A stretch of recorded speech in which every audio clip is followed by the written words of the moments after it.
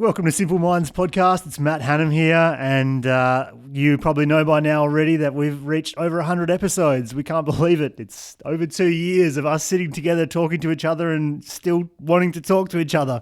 So here it is. We're sharing the best of our top 5 episodes, and the one I want to share with you today is how to plan your week for success. So I hope you guys enjoyed the episode. We'll be back soon, and yeah, it's time to plan your week and get moving.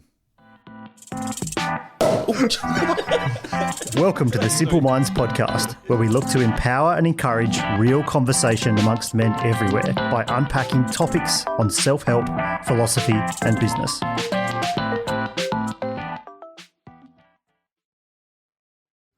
Hello, welcome to the Simple Minds Podcast. My name is Justin Bourne, and today I'm your host. I'm accompanied by my esteemed fellows. Esteemed is going a bit far. I heard you used to scrub you, Trevor Sato. That's a good word. I think it was even used correctly. Considering the start of getting this episode going, as you can all hear, we're welcomed by everyone. Full house today. To my right have Hato. Oh, hey. The infamous Kanye. G'day. And Magic Matt J. Hannum. I love how this Magic Matt Hannum stuck. I know, It's you love it, fucking right? fantastic. Yeah, beautiful magic. Every time I hear it or say it, I just think of that Channing Tatum dance movie. I just want to get a poll in here. And let him, Mike XXL or something, was it? He's getting there. In today's episode, which has been inspired by recent events and podcast shared by Conrad, podcast from Tony Robbins on emotion, we're going to have a bit of a chinwag on what is emotional fitness, how to train it, and the power of reframing to help you master your emotions to live a more empowered life. I've really been loving these 2 mantras lately, which we're going to delve into today, which is change the way you look at things, and the things you look at changed. We dropped this one. Bust out some Sanskrit on on a recent episode. I'd love to hear him speak Sanskrit, mate. And the idea that everything's happening for you and not to you. Before we get into it, though, to introduce the drink, I was in Bali recently just for a little weekend getaway, so I thought I would go on a bit of a scout and bring some bintang. So we have some bintang in Australia, which apparently tastes terrible. This side of God, it's terrible. We had shit wine last The ocean. episode and shit beer this time. So well done. Cheers, gents. If you change the way you look at things. Can you change the way you look at It's this? happening for us, not to us. I'm going to bring some of my That's homebrew right. in, mate. I'm going to really kill you guys. This does taste really your good in Bali. your homebrew is probably tap water. We'll see. We'll see. If it's a race to the bottom, I'm going to win. So how do you like the drink, Conrad? Shit. Is that what you really think? Give me back the fucking Oyster Bay at this rate, mate. Which one do you prefer? Of the 2, that at the moment, this is like cat's piss. I don't know how anyone drinks this shit, let alone wears those stupid fucking singlets. We've gone this many episodes. I thought it was a bit overdue. Well, have we're you from got one, Perth. JB? We could get A singlet. give him one. I probably do have one stashed away, actually. Did you buy one of those things? Surely you don't buy them. They just give them to you when you walk into the haven't. place. Yeah, they're on the table on the take one. customs. Your old man would wear a bintang singlet. Yeah, he's probably got a few. Yeah, he's probably got a collection. Yeah, My daughter went to Bali when she My was dad's like got a couple. 13 or 14 and came back wearing a bintang singlet. I said, what the hell? Seriously, daughter. We do have an episode on judgment that you can refer back to. The first time I bought a Bintang singlet, I got scalped for like $35 per singlet. It was Are you kidding Really? me? yeah. I was a terrible bargainer back then, and I got absolutely taken for a I ride. would And pay $35 for a beer I actually did like. it is no the singlet. The Was you singlet. going by gut feel there or Oh what? fuck, that was. Did they close the shop? No, and go on certainly a 3 wasn't his month brain. And I bought 3 of them. Alrighty. $100 on 3 bintang singlets? Fucking put them in the wash When and they you all found fucking out, what destroyed. was your emotional response to that? I chugged a few Bintangs. I was pissed. All right, emotional fitness. So, look, over the last couple of years, this is something that I have been working on and off, and I feel like the last few months it's something that's kind of really come to fruition, and I think it's a practice that you do need to work on. But inspired by the episode from Tony Robbins, which is a part of a series that they're doing on human gifts. So they're going through a series of human gifts. So I believe like emotion, gratitude, I forget the other. Gift.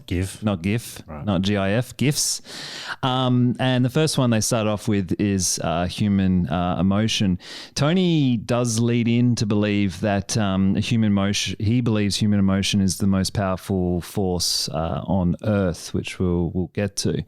But this particular episode, it's only 30 minutes long, and it's broken up into like 3 or 4 short stories of people sharing their experience. It is a little bit case study for Tony Robbins' Day with Destinies, but there are great nuggets and gold in there. So when you get past the judgments, it's really good.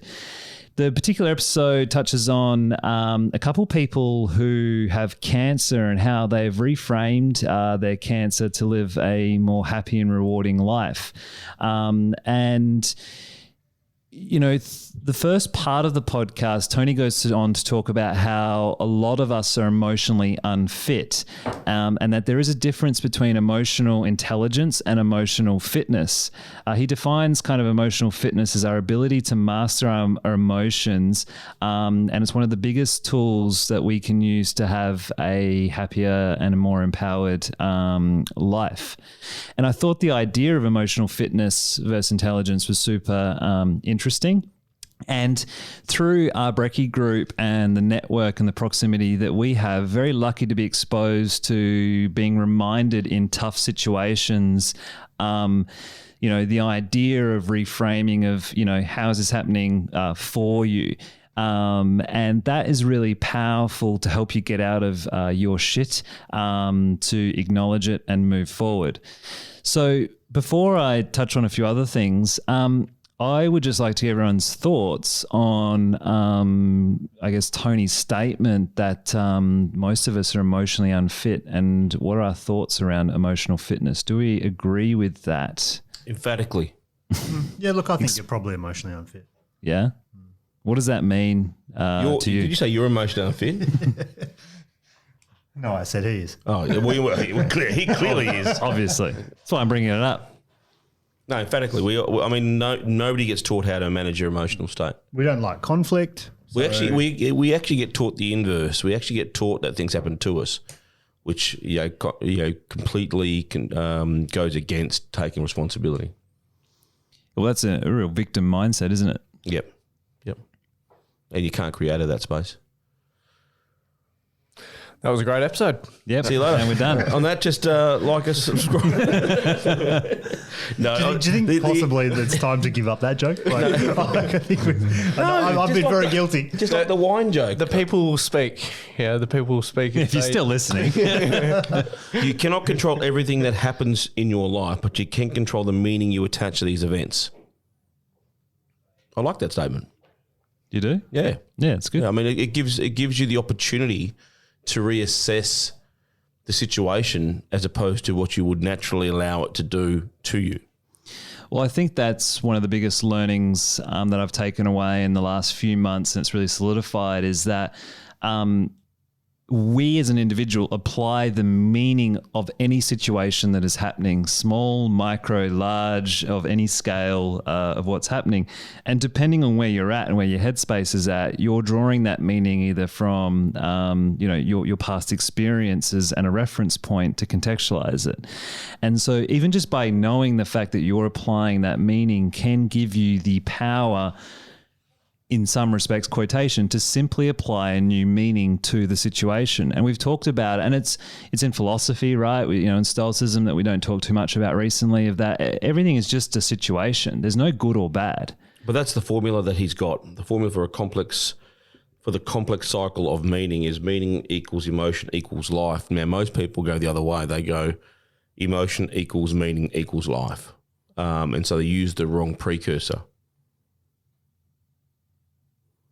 Okay, so to front it with meaning, which means you have to know the definition of what you're defining from an emotional perspective to allow the action and the outcome to become what they need to be. Yeah. And so, I think, further to that though, something that's shown up, and there was kind of an article that I found, and I'd like to just kind of debate it a little bit, which is some people say, well, surely not everything's happening for a reason. And that's a little bit woo-woo and a little bit kind of like, particularly people who are stuck in particular mindsets. So what would you say to people who are against this, the idea everything's happening for you? Well, I think the precursor to understanding that, and actually I had this conversation this morning, is that I'm very, very much of the belief that for that statement to have any credibility, you have to have a reason why, or a vision of why you exist. To then you'll start to see, and if you overlay your vision, then you'll start to see why things happen for you, not to you. Now, without a vision, everything's happening to you now, because you've got nothing else to frame it with. So there's a saying, if you stand for nothing, you'll fall for everything. And I think that's exactly what it's talking to. It's okay, well, fine, why do you show up? Why do you have a business? Why are you in that relationship? Why do you play that sport? Everything has a reason. And when you understand the reason that supports the why, then the things that happen will become opportunistic as opposed to reactive and pessimistic. It's quite powerful to practice this. I definitely feel it's something that's easier said than done. Mastering, which is why I like the terminology that Tony uses, which is emotional fitness. Because like with any fitness or with any training, you've got to continually practice it. And I think we even Matt and I were talking about this. Yeah, again, similarly, just this morning around some of the tools that we've learned recently, where, I think, Matt, you had a really good analogy of akinning it to like being shown how to shoot a basketball, because, that's what came to mind. But it's on you and your responsibility to go away and practice shooting that basketball as much as you can to master it. And I think surrounding yourself with good people is important, because we all have, Tony, what talks about is we all have an emotional home. So we all have a place or an emotion that we all kind of go back to. And mine is typically frustration. Where, if things aren't going a particular way, we'll go to frustration. And it's hard to then get out of that unless you either got people around you or you cultivate the experience and the fitness to pull yourself out quickly, which is through self-awareness. So what is your emotional home? I'm going to go, Hato, what's your emotional home? Control and anger. When...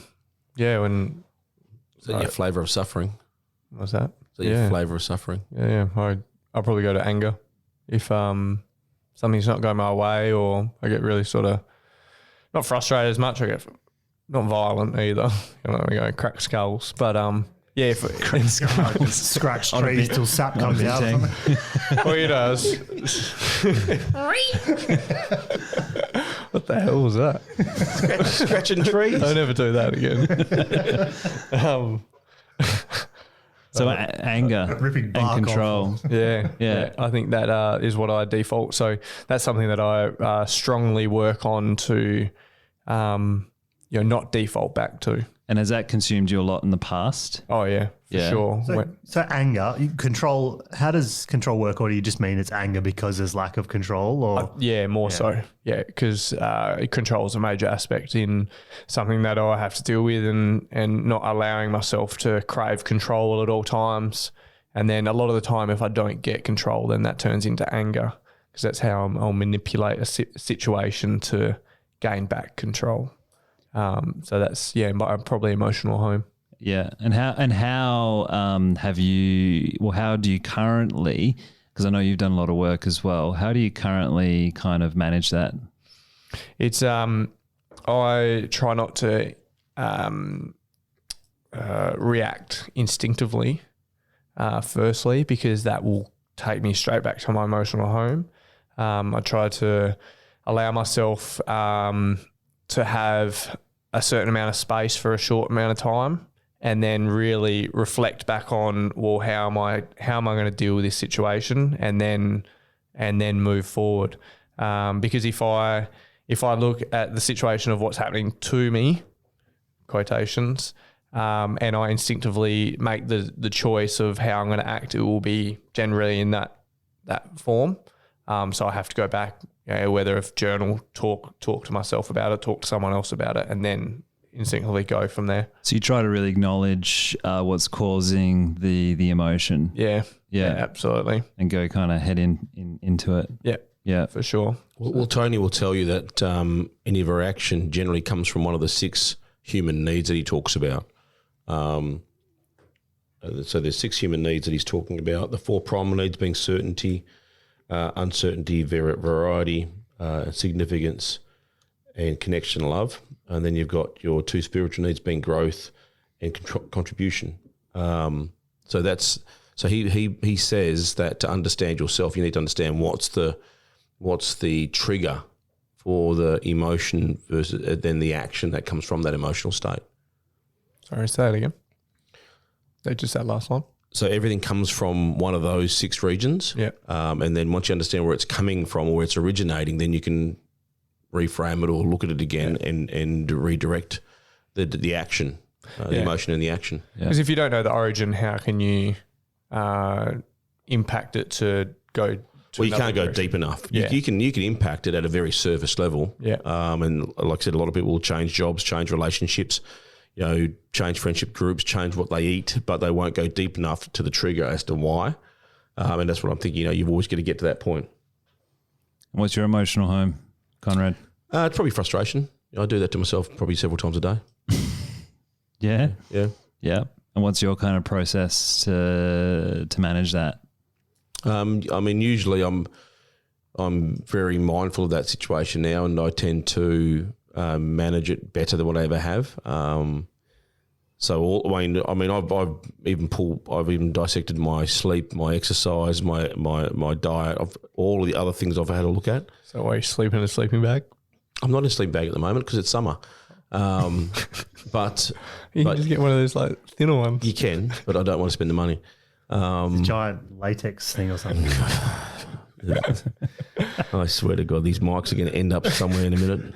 Are you getting frustrated? If the voices sound muffled, it's because they've been used properly. I've tried. I do a lot of things. So I do a lot of things to try and alleviate my predisposition of becoming frustrated too quickly. Can you give me an example, whether it's recent or a big moment in your life of kind of where you've used, you started out thinking, fuck, why does this keep happening to me, or why is that? And, kind of reframed it and oh shit, man. I mean, looked at it, just anything. Some of the biggest changes in my life came from a reframing. I think back in 2009 when I had a massive issue where the concrete truck exploded right next to my house, and the accident could have hurt me seriously, or even potentially killed me. And I just sat there, and I came to the conclusion that I have to stop allowing things to happen to me. And I actually said it then. Things that have got to be happening for me, and I started playing it back then as to what's happening and why is it happening. There's probably plenty of micro issues other than that big macro one, but. Again, when you know why you show up, it becomes easier to serve the situation or allow the situation to serve yourself.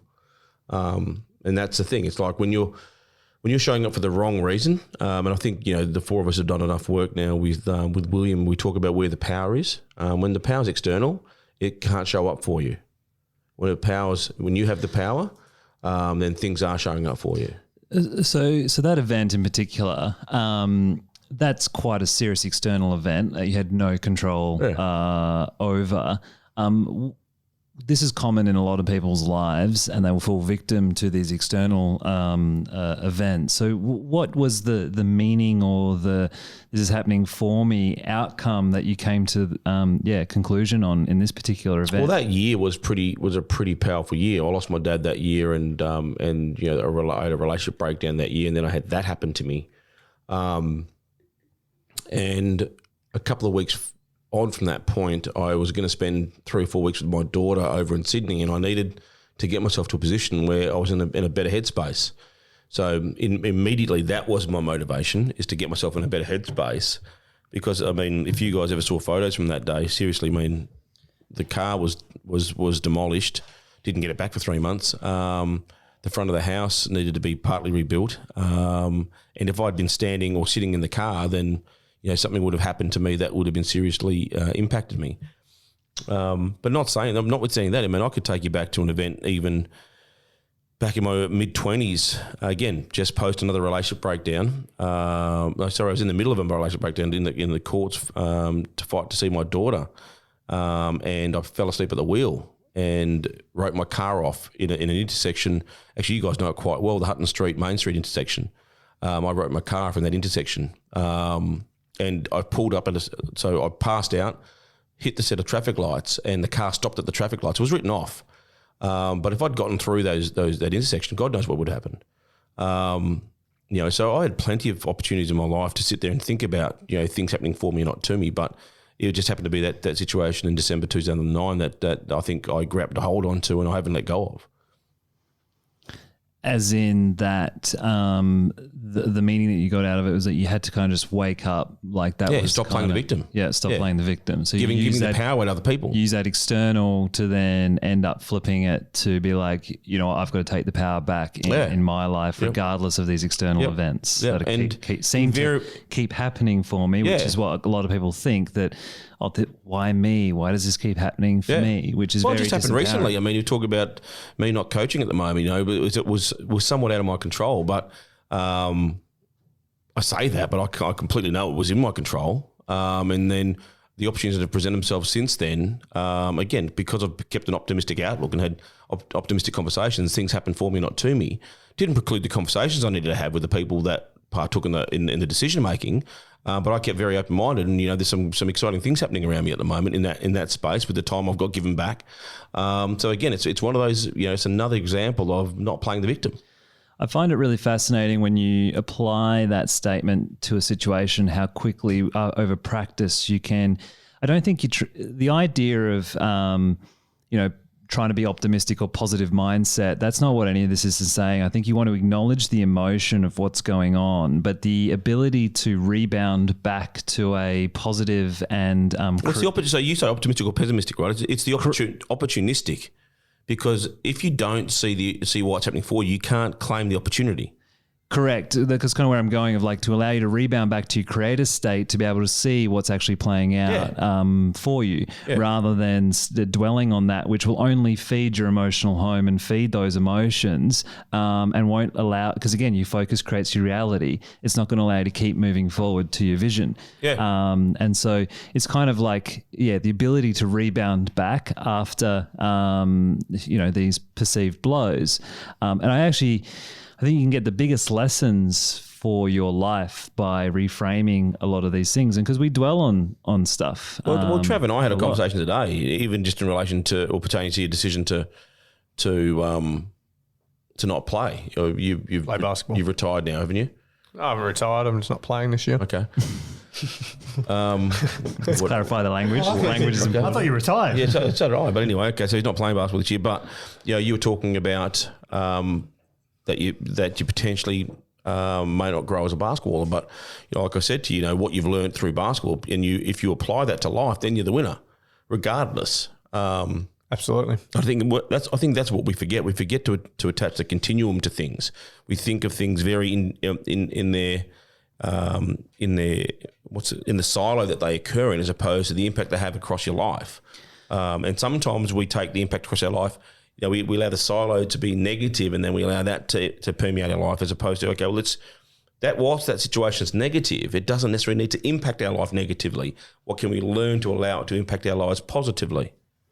Well, I think that leads greatly into the power of gratitude and appreciation, and how quickly we look at to lack and to look all to the evidence to support the victim mindset or the situation or the problem, rather than appreciating. Because really, to get the maximum power of even the idea of why everything's happening for you, you have to have gratitude and appreciation.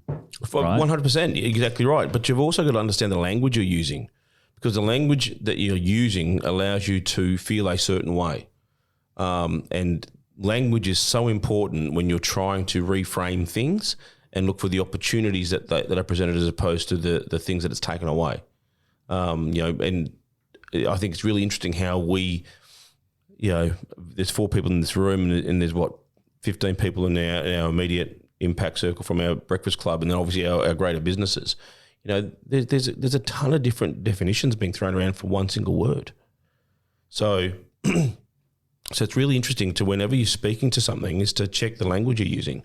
Even this happening for you, not to you scenario, it's okay, we'll find, again, for to allow yourself to be in that space, you've got to allow yourself to adopt the mentality of a why or a vision or an existence. If you don't value that, or you don't have that, then it's next to impossible to see the benefits or the opportunities. To see the lessons. Yeah. And next to impossible. And you'll keep making the same mistakes. And you'll burn time, and it'll cost you money, and you might burn some friendships. You might lose people along the way. You will. I have. That's what I find interesting is, it may be different things that are happening to you, but it's a very similar lesson. A lot of the time, it's always fucking similar lessons, mate. Until you learn it. Yeah, until you learn it. That's what I found. Yeah, but then it doesn't change. And then it tests you again. Yeah. Because I said this to Marco the other day, and I'll say it to people. Like I use an example when I talk to people. I just write. I just draw on a whiteboard a staircase pointing upwards, and you do the work, you climb the step, you enjoy the moment, you do the work, climb the step. So, but the work people do tends to be very superficial on the landing than they're on. The work that needs to be done is depth. And depending upon where you are on that stairwell is equidistant to the fucking depth you've got to do. So when you're here, you do that much depth. The next run up, you do that much depth. And the inner work is so fucking important. The inner work. And you're up there, you're doing that much fucking work. That's why you see the gurus and the yogis and those guys reach enlightenment, because their internal architecture is fucking deep, man. You're not going to move them. And so the higher you climb, the distance for the depth has to be fucking deep. Has to be. And if you haven't learnt the lessons along the way, even in relationship to the depth, the consequence of not learning that starts to exponentially increase. So don't learn the lesson, and the teaching tool is from what my experience is, the teaching tool is the gap between where you're at and the lack of work you've done on your inner work. All right. Which can be the bigger the consequence. Well, massive. I'll turn around and tell you now. Back 2009, I lost my dad. All right, I lost my dad because I didn't understand the value of him. That's my truth. All right, that may not be my mum's truth or my sister's truth or my brother's truth. That's my truth. All right, and every day I honour the fact that why he existed on this planet was to show me how to succeed. And to kind of echo off that, and even a little bit what Hato was saying in the podcast episode, it goes on to say, which we've learned as well, like your perception of how things are playing out is just your perception, right? Yeah. It's just one lens of 1,000 different lenses, and the idea that your problem is unique to you is actually it's a lie. Because we've all experienced throughout the history of all of human existence, someone has had that problem or that situation somewhere at some point. And that can be quite liberating to some degree, because then you have the choice to be able to make a decision moving forward on how you want to apply the meaning of that situation to your life. Because as we know, it's just the meaning that you're applying to it. Whether a client is being annoying, your meaning to that client being annoying is causing all the emotional bullshit that you're dealing with right now. Not the client. They're not causing you that emotion because it's you. So Tony goes on to say, change your meaning and you change the emotion. But the reverse also is true, right? Which is change the emotion and you'll change the meaning. But you've got to be aware.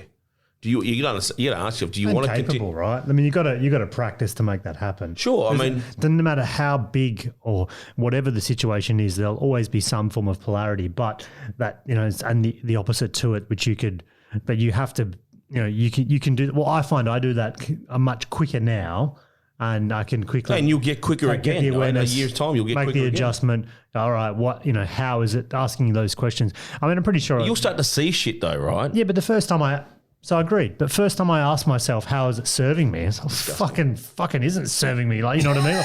Like the first time, when you first sort of try and go through that process, like it's hard to see because you've never looked at that polarity. Because that's your fucking ego, mate. When you learn to silence your ego, then you'll figure out how to fucking answer that question. Well, another great question to add to this. That's the difference. No, but going off the polarity piece where you're going as well, there's another guy, David Bayer, who's got some good videos on YouTube, real small ones. Not Paul Chapman. Not Paul Chapman, not David Chapman. Tracy Chapman. Not David Chapman. Living in a small car. His technique of the polarity, which is actually similar to what we've been practicing through a process called conflict resolution, which is taking a bit of time for us. But You mean it's not original? no, it's not original. It all existed, right? But if this part can be true, the negative part, what is the opposite of this situation that could be true? Yeah, that theory is called transition of opposites. Yeah. And that is the polarity piece, which can be powerful to help you in the early stages of trying to become more self-aware of these problems, because your ego will take over. You'll just go deeper into your home. Opposite to where you want to be. I actually did this the other day with a client. Is like took them on a journey of what the opposite looks like. Yeah. Because they were stuck. I said, okay, are you happy? No. Okay, well, define happiness. Well, I don't know what that means. I said, well, what's the opposite of what you fucking do right now? And we started talking about it. And then they started to smile. And then they started, their shoulders dropped. They started to feel different. I said, oh, fuck, you look and smell like you're happy now. I said, so let's go there. And let's do that every day. And because it is a choice, right? So Matt, going back before you were rudely interrupted, what is your emotional I state? didn't interrupt you, did I? And you said you struggled in the past. How do you feel you are now with dealing with situations? Oh, Jesus. Is he here? I thought it was Justin. Paging Magic Matt. Paging. I think that's a never-ending scale. I mean, I think you'll. No, what's his emotional home first? What's your emotional home? I don't get interrupted. Just don't get frame where you're playing from. Yeah, no, I understand why. It's frustration generally. It's either frustration or can. So I knew you were like me. Yeah, I am in some ways, and then in other ways. Well, you wear black. You're not black. Fear. Yeah, I wear a lot of black. You are not quite black. Not quite. I don't think any human is actually fucking black anyway. Well, it's a few. I probably. Well, also I can get into a fear space as well, but largely it would be frustration would be my main place that I come from. And how do you deal with frustration? Again, as quickly as I can, come back and just rethink it and try and look at the opposite of it, or why is it a good thing that it's there? What can I learn from it in the future, or what can I do now to change it? See, for a while there, I didn't exercise. I ate badly, so I didn't sleep. So I dealt with frustration in a very, very different way to what I deal with now. Sure. I mean, all those things help you. Right, so I would say if I'm on a sliding scale of just continually improving my, let's call it emotional fitness, and then if I'm at a particular level, but then I go and eat poorly and don't sleep for 2 weeks and all that, then I'm not going to operate at the same level as what I potentially could. So how do you kind of process it now? How do you go through it? So you get frustrated, you're feeling the frustration, shit's fucking going all haywire. You have to download my ebook. On frustration? No, I don't. I don't have a set process that I work through at this point. We'll get one for you. Checks in the mail. There's a course on Udemy. All right, come on. How do I process it? Yeah, how do you go through it? Yeah, you got to have some sort of structure these days. I mean, you're not as bad as what you have been. No, I'm not as bad as what I have been, and of course, well, look. So what do you do? What do you do? I don't think I'm bad. I mean, I think I'm in a process of continually learning to be better and better, and having more awareness. But what tools are you using now to help? I don't you? use a specific tool. As I said, I'll stop and reflect. If you're talking about like other tools as such, like to help me be more aware, more calm, more relaxed, and those things will obviously. Are you meditating daily? There's meditation, there's journaling. If you're talking about that sort of practical level, yeah, these tools help me. So definitely, I meditate daily. Share. I mean, they're all, I think, powerful. But I guess I'll go like similar question with Conrad. Give me an experience recently where either reframing or looking at it from a different lens, a particular problem or situation that was causing you frustration or suffering. Share with me an experience that was kind of like a light bulb of when you looked at it from the polarity end, where it was like, oh, holy shit, I never saw it that way. It doesn't usually. Holy shit! I never saw it that way. I think I always tend to know. So, but I'll use an example. I hope you use the example I want you to use. I don't know what example you're talking about. I'm using one from yesterday. I was talking about one from last time, but anyway. Oh, it's all right. I'll probably proceed with my own thought. just in case you would like to preload your Pentium 186 program in here, or is it Commodore 64? Please get out the 5.5-inch floppy disk. Pentiums. But anyway, keep going. I'm not sure, but they'll come back in to be retro soon because everything else is. You know, you can buy a Commodore 64 keyboard with games. Stop like dissolving the tension school. here. No, I was trying to actually get out of story. What happened yesterday? No, Sunday night I just had a rough night. Couldn't sleep. I tried to meditate. I was just wasn't working for me. Had a rough night. Woke up and I gave the kids a bit of a spray in the morning. They were being painful, but I wasn't in a good state, so I gave them a bit of a spray. Got to work, had a few other things going on, and I was like, I got to the point that I was just like, everything's pissing me off. I was just in that frame that whatever came towards me was just going to piss me off, and I was frustrated by it.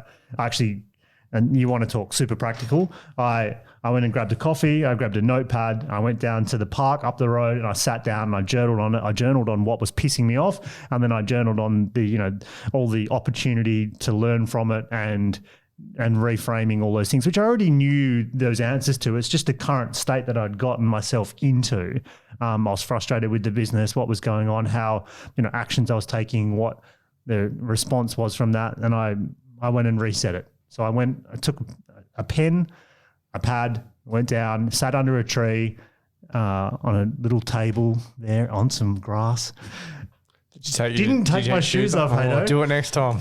But that would have been a nice And smoke the grass. That too. But no, look, that enabled me to. It didn't pull me right out because yesterday was I dipped into a bit of a state and was painful, but it moved me back into a forward-facing direction and just got me to reframe where I was. So that in a super practical term, it sounds silly, right? But grabbing a pen, grabbing some paper, and writing tactile, something man. down, It's not silly. It was obvious, and it was obvious that's what I had to do, and I went and did it. So yeah. I think that's awesome. Thanks for sharing, because I think these emotional states for some people might last a microsecond, or they might last 2 or 3 days or weeks, right? Or decades for some. Yeah, potentially, it does. And the suffering will continue to sit with you if you don't choose to acknowledge it, because that sounds like a process. Same again, and it's like what I've been practicing as well. Was you've got to acknowledge what's going on first, because you can't move forward from it.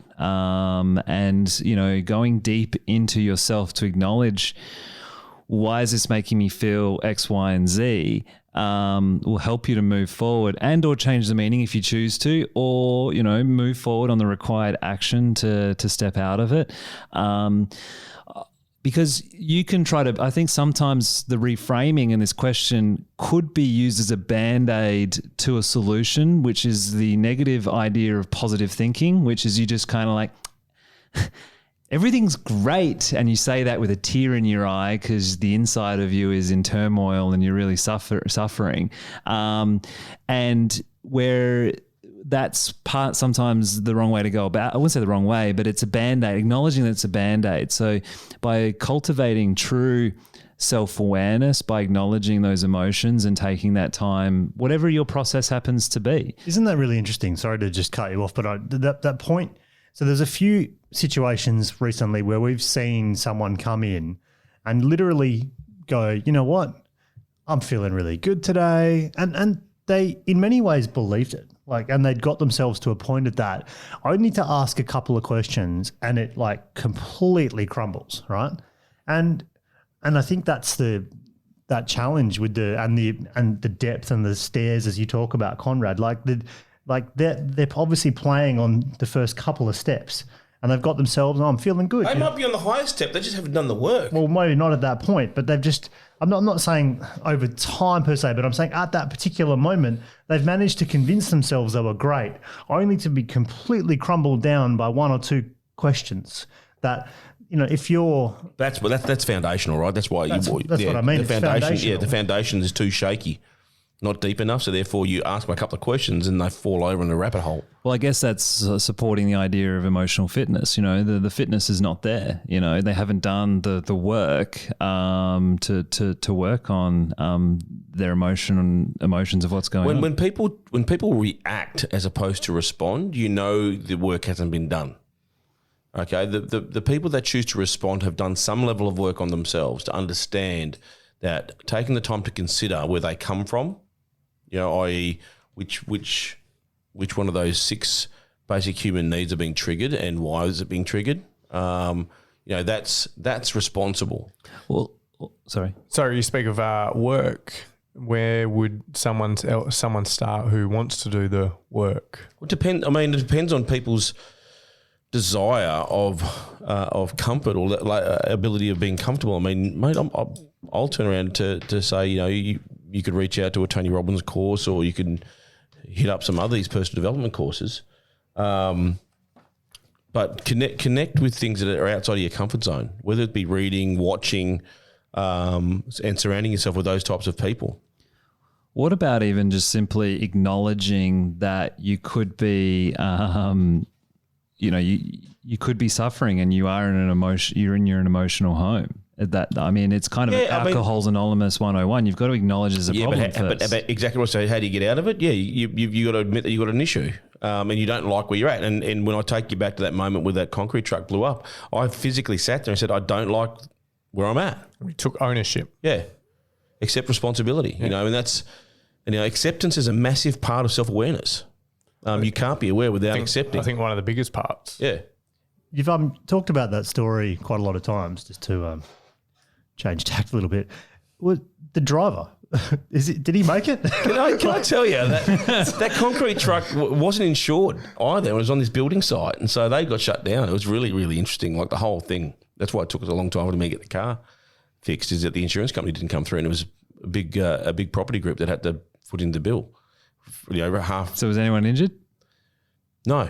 And it was amazing how nobody was injured. If you ever looked at it, seriously, the car looked like it was shot at by in a Bonnie and Clyde movie, bullet holes by the blue metal right on one side of the car, and then the front part of my house was pretty much all broken because of the concrete blue metal. It was ridiculous because all the fencing was down, and the funny thing was, right, guys, that morning, I got off the phone to my ex-girlfriend at the time, and she was in Sydney, and I'd pretty much broken down. And she was saying, I know what needs to happen to help you, but I can't. I'm not going to do it. I was going to go to work to pick up some files and come back, and I didn't need to come back to my fucking house. It's crazy how this shit happens. I did not need to come back to my house. I came back to get a wallet, which I didn't need because I was just going to go back. I was going to go to the office and come back home.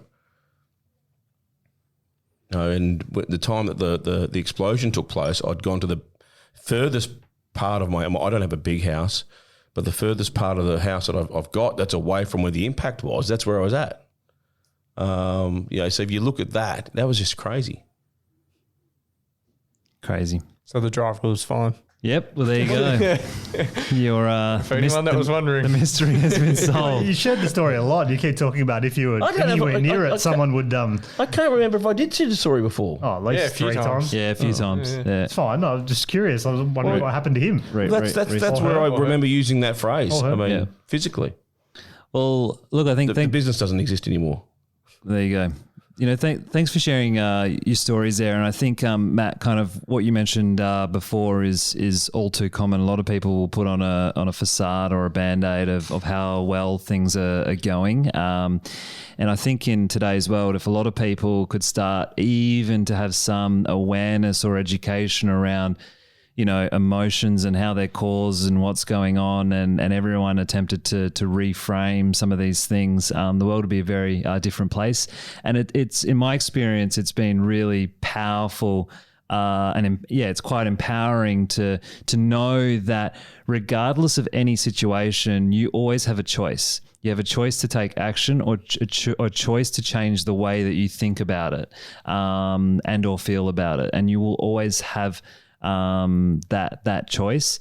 If you stay in the victim mindset, you know, it's not going to serve you in the long run. Two things Tony suggests you try to do to change your orientation is ask yourself the question, how can I assign a positive meaning to this event instead of letting the negative feelings linger? And understand that you have the power to shift your mindset and improve your life because life is happening for you, not to you. So it's understand you have the power, so take the power back. Ask yourself the question from your most powerful creative state and allow yourself to speak to you. Yeah.